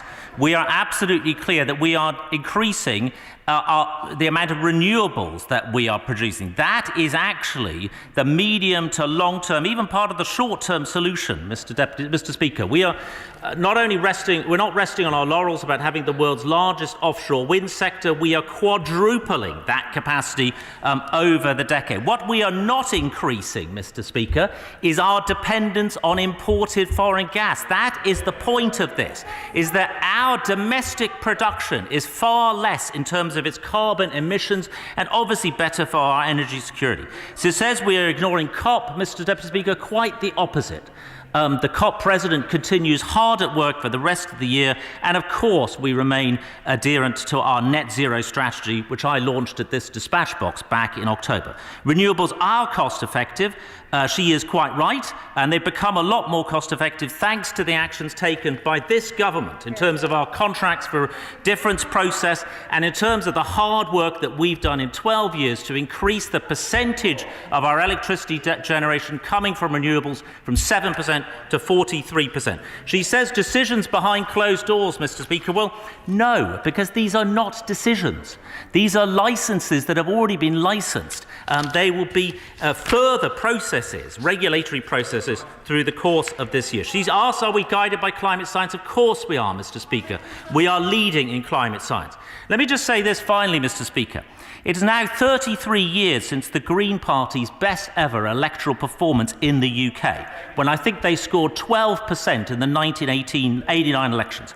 They haven't come close since. Why is that, Mr. Speaker? Because at that time they were saying it's impossible to take action on emissions while still growing the economy. This country and this party has proven them comprehensively wrong. We have grown the economy by 78% whilst cutting emissions by 44%, delivering, Mr. Speaker, for the people of this country, both on the economy and on the environment.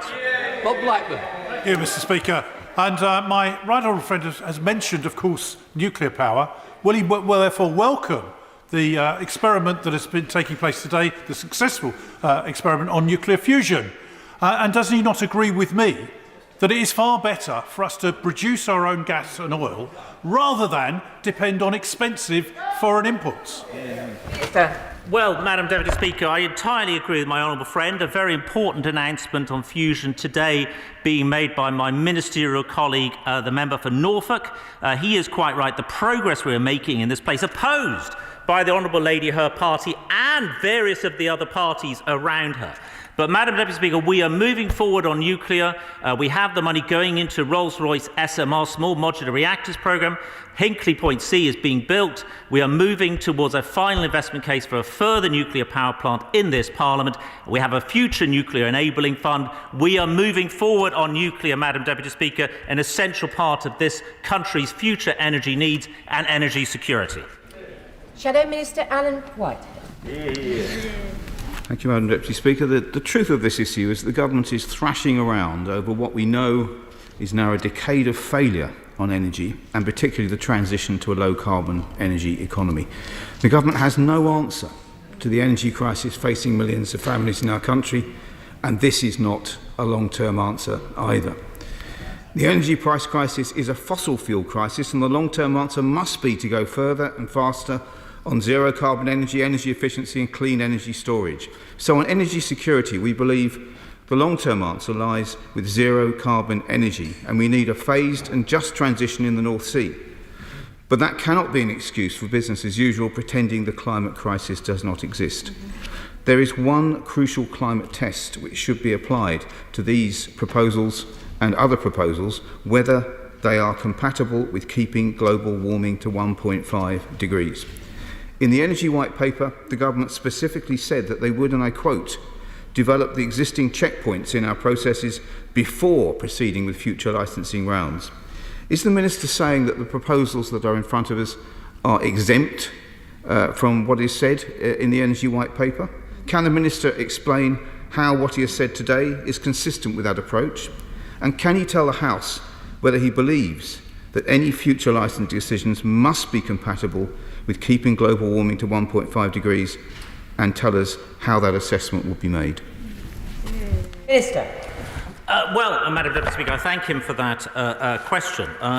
Of course, he could have made his own UQ application today on this very topic. But let me just answer his questions. Yes, we are absolutely committed to a zero carbon energy system. We are committed to a decarbonised power sector, so long as it's consistent with security of supply by the year 2035, as well as being consistent, obviously, with the net zero strategy and the UK getting to net zero by 2050. I haven't heard recently, Madam Deputy Speaker, whether the Labour Party is still committed to getting to net zero by 2030, which I think was their election manifesto at the last election. It'd be helpful perhaps one day if he could update us on that really very ambitious target. In terms of compatibility with action on global emissions, absolutely. That is why a key part of the North Sea transition deal was the climate compatibility checkpoint just a year ago that we announced that would be coming in the transition deal. Madam Deputy Speaker, the consultation closes on the 28th of February and it refers to future licences. The current licences that are there would still need consent from the regulators. There is nothing changed in the position of the government or indeed that process, but we look forward to responding on the climate compatibility checkpoint consultation in due course. Thank you, Madam Deputy Speaker. Our commitment to net zero is not in any sense incompatible with making use of our domestic reserves. Otherwise, we will simply be reliant on imported gas from Putin and the Gulf, creating insecurity and greater emissions in the process. If we want our oil and gas companies to invest, we need to provide them with certainty. Would my right honourable friend reaffirm the principles that I committed to, like other Treasury ministers when I was Exchequer Secretary, to fiscal stability and to maximising economic recovery in the North Sea basin? It is through that combination that we can encourage our world-leading oil and gas companies to invest for the future. Well, Madam Deputy Speaker, he was a brilliant Exchequer Secretary. I could say as a former fellow Treasury Minister myself how well he was regarded in government and in this House in the important work that he did at HM Treasury. He is quite right that this is not in itself a debate between gas or renewables. The debate here in front of us is whether we get the gas we currently need from the UK continental shelf or import it from abroad. Foreign imports, Madam Deputy Speaker, come at a higher price in emissions, at a higher price in terms of our energy insecurity. It's worth again reminding ourselves that 50% of UK gas comes from the UK continental shelf. That is a good position to be in.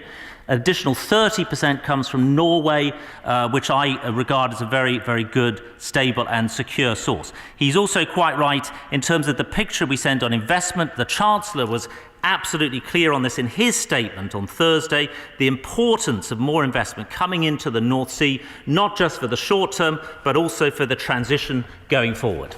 SNP spokesperson Stephen Flynn. So, thank you very much, Madam Deputy Speaker. I welcome this urgent question because it gives us all an opportunity in this chamber to reflect upon the fact that when the UK government needs to meet its energy demands, when the UK government needs to meet its financial demands, the first thing that it seeks to do is to turn the tap on in Scotland and exploit our natural resources. But whilst they want to do that, they're so willing to do that, they're simultaneously unwilling, Madam Deputy Speaker, to deliver carbon capture and underground storage. in the north east of Scotland, unwilling to match the Scottish Government's £500 million Just Transition Fund, and of course unwilling to finally end the renewables robbery that is the Teneos grid charging scandal. So can I ask the Secretary of State a very simple question? When's he going to show similar haste on those important issues? Minister. Well, Madam Deputy Speaker, look, I listen to the Honourable Gentleman week in, week out, claiming that the UK government, when it comes to energy, is doing down Scotland. The exact opposite is the truth, Madam Deputy Speaker. We are very supportive of Scottish nuclear, which he is opposed to. We had the Hunterston nuclear power plant closed just a few weeks ago, which had provided at low cost, zero carbon energy to all of Scotland's homes on an equivalent basis for 31 years, Madam Deputy Speaker. We heard not a peep out of him. We hear the Scottish First Minister recommending that particular fields not be given approval. How does that land amongst the 200,000 people in this country dependent on the oil and gas sector, of which about 40%, 80,000 or so, are in Scotland, in particularly the North East Scotland? So Madam Deputy Speaker, on CCUS, he will know that the Acorn cluster is the reserve cluster and has got significant UK government support. I have met with many of the participants and Storega and other participants in recent weeks. The transmission review is led by Ofgem, and of course we'll look at these questions in terms of the cost and affordability when it comes to transition. But Madam Deputy Speaker, his ideological opposition to nuclear and now the increased opposition to oil and gas and the North Sea transition, I'm afraid to say, shows that the SNP is not fit to run an energy policy for Scotland, and the people of Scotland will be thankful that it is reserved. Sir Desmond Swain. Nothing could be more dangerous to our position as a secure destination for investment than the imposition of windfall taxes, could it?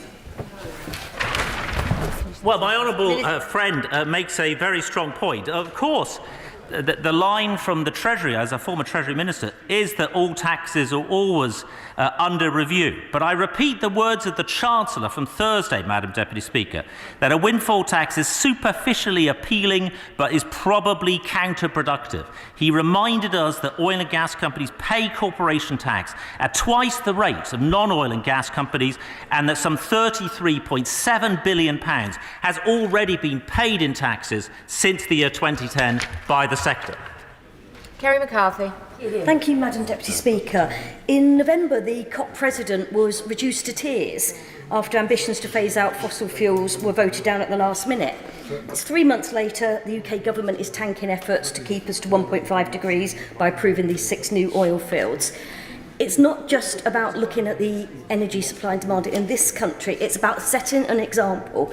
If we're to approve this fossil fuel exploration, what is stopping other countries doing suit? Minister. Well, Madam Speaker, I very much welcome her question and her chance to put on the record the brilliant job done by the COP President. In the year that the UK, in the year running up to the conference, at the start of that year, only 30% of global GDP was covered by a net zero commitment. That rose to 90% after the conference, setting an example. I am the co-chair of the Powering Past Coal Alliance, an international group calling for the phasing out of coal, Madam Deputy Speaker, something I am proud of. Adam Thank you, Madam Deputy Speaker. There's one thing that none of us in this House must ever apologise for, and that is defending the interests of our constituents. And when I look across my constituency and across the country, it's quite clear that energy bills are going to soar. And that is partially due to a lack of energy security. But let's also be clear, coal is a very dirty fossil fuel. Gas, less so. Nuclear, fairly clean, and obviously renewable right at the top of the tree. So can I commend the government for recognising that we must never let the perfect be the enemy of the good by ensuring that we do get cheaper fuel supplies to our people. Minister. I think my honourable friend puts it very well and very succinctly, Madam Deputy Speaker, and the key word to use here is transition, the transition from our existing energy mix to the energy of the future. Dave Dugan. Thank you, Madam Deputy Speaker. Granting new oil and gas exploration in the North Sea is flying in the face of the government's commitment to get to net zero.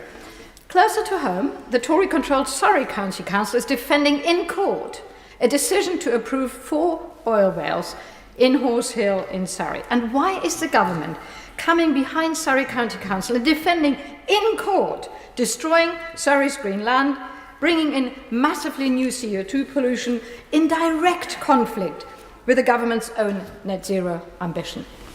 Minister. Well, Madam Deputy Speaker, 2 things on that. First of all, on the second matter, those are planning decisions which would not be right for me to opine on at the moment. In terms of, I don't think she heard my statement earlier. These are not new licences. Whatever she may read in the Daily Telegraph, these are actually not new licences. These are how the licence gets processed. Licences, which in some cases was granted as early as 1970. These are how those licences get taken forward once they have regulatory approval. David Dukin. Thank you very much, Madam Deputy Speaker. I welcome my right honourable friend's confirmation that these are indeed not new fields and have been licensed in some cases for many decades. And if given approval to produce, are already factored into this government's, or can my right honourable friend confirm that these fields and their production profiles are already factored into this government's energy transition plans to net zero by 2050, not only this government's plans but also the recommendations of the Committee for Climate Change. And as part of an already declining domestic production profile that even with these and further oil and gas fields will still, with further gas fields to come, still don't close the gap between current oil and gas provision and renewables, although that gap will steadily close as time goes on. Minister. Well, Madam Deputy Speaker, he makes some very, very strong points. He is absolutely right that these are not new fields. These are fields that have already been licensed. So that has been taken into account, for example, in our net zero strategy and also in terms of our carbon budgets coming up. In terms of what it would mean if we weren't to see these get regulatory approval, and I stress that that is an independent process, would probably mean in the future that we would be importing more, Madam Deputy Speaker, more gas which would come with higher emissions and at a higher price. We do have another urgent question and a statement before we even come to the main business. So I would urge colleagues to be brief in their questions. Matt Weston. Thank you, Madam Deputy Speaker. We have a Prime Minister who is a do as I say, not as a do as I do. In his speech to the United Nations General Assembly on September the 22nd last year, he stated, "We are approaching that critical turning point in less than 2 months when we must show that we are learning and maturing and finally taking responsibility for the destruction that we are inflicting. It is time for humanity to grow up." I don't care much for the Prime Minister, but I do care about this country's reputation. Has he misled the United Nations? Well, Madam Deputy Speaker, it is. We are proud of the record and our delivery at COP, and the COP President continues to deliver. It is a fantastic achievement to get coal written for the first time into a COP document. The fact that we are the co-chairs of the Powering Past Coal Alliance, and the fact that so much of the world's GDP has been now under net zero obligations at the end of the UK's year than was at the beginning. Andrew Jones. Thank you, Madam Deputy Speaker. The UK's journey to net zero will still require some fossil fuels during the transition period. So whilst my right honourable friend focuses upon our sustainable future, will he ensure that domestic production meets our transition needs? Because if we don't see that, all we will see is increased emissions. Minister. My honourable friend is absolutely right, Madam Deputy Speaker. It's an industry in transition. That is why we did the North Sea transition deal last March with the sector. And there's obligations going both ways. For example, they have an obligation to electrify in terms of the offshore industry. Just one example of the obligation that they're in. But it's working with the industry to make sure that we transform those jobs, those skill sets, and the energy mix as well. My honourable friend is absolutely right. It is a transition, not an attempt, or should be an attempt, to close down the sector, which I think is what the Green Party is calling for. Sammy Wilson. New oil and gas. I welcome this decision, especially because it will secure important investment, create jobs, help to reduce fuel imports, give us greater fuel security, and indeed in the longer term, help to reduce the energy crisis which this country is facing. Would the Minister agree with me that any energy policy should have as its objective to safeguard those who are vulnerable, and that it should not, and that should take precedence over the possibility that any policy may influence global temperatures in the future? Well, Madam Deputy Speaker, he makes a very probing question. I would say our obligations are both. We are obligated in terms of taking action on climate change, reducing emissions, and the UK is a world leader in that. We are also obligated to deliver energy at an affordable price to the people of this country.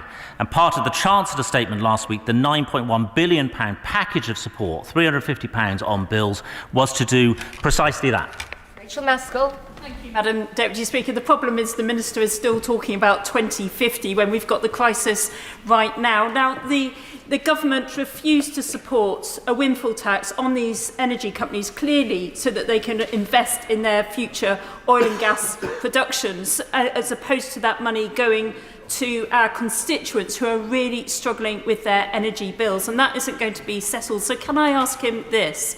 Why won't he put a windfall tax on these oil and gas companies so that they can contribute to the just transition and invest in green energy for the future? Minister.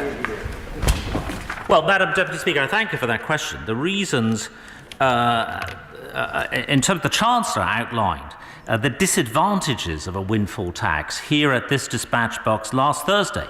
To recap, he said superficially appealing but probably counterproductive. Second, he said that oil and gas companies are paying corporation tax at twice the rate of other companies, and also the taxing the UK activity on something which is traded globally would probably cost UK jobs, drive up the price of retail fuel, and certainly make the UK less energy secure. Neil Hanvey. Thank you, Madam Deputy Speaker. I cautiously welcome this news. It will help secure hundreds of thousands of jobs in the industry and in the north east of Scotland. And I think in this current political times, it will help deliver resilience of energy supplies, not just here, but across Europe. Will the government commit to take the following 3 actions in parallel to help save the planet as well as saving the jobs in the industry? So attach a zero carbon obligation to each new licence underpinned with a fiscal and fine regime, accelerate just transition approval for the Acorn carbon capture cluster, and meet with me to discuss how to support development of carbon capture technologies at sites such as Mosmoran LNG and ethylene plant in my constituency in Kirkcaldy and Cowdenbeath. Minister. Well, I thank him, Madam Deputy Speaker. I think a slightly more constructive approach than his SNP colleague. He is absolutely right. Saving the planet and saving jobs, we can do both at the same time. He calls for a zero carbon obligation, but I would suggest that he waits to see the results of the consultation on the climate compatibility checkpoint. He would have heard my answer on carbon capture, utilisation and storage, how the UK government is supporting that. And third, in terms of meeting him, of course I will meet with him, Madam Deputy Speaker. Jonathan Edwards. Diolch, Madam Deputy Speaker. According to UK statistics, the amount of oil and gas sourced from the North and Celtic seas has ballooned, doubled year on year. One oil company chief executive is reported to have described his company, and I quote, literally like a cash machine, as he handed billions of pounds to shareholders as a result of these increased exports. Isn't it the reality that expansion of exploitation, therefore, has more to do with maximising profits and tax revenues as opposed to dealing with domestic energy crisis? Minister. Well, Madam Deputy Speaker, I thank him also for that question. His earlier statistic on doubling production, I need to have a look at over what time frame he's taking that doubling, because clearly, particularly in the first year of the pandemic, production was very, very low. So I'd have to look at that. In terms of his call, I think, for higher taxation, again, it's worth looking at the tax that is being paid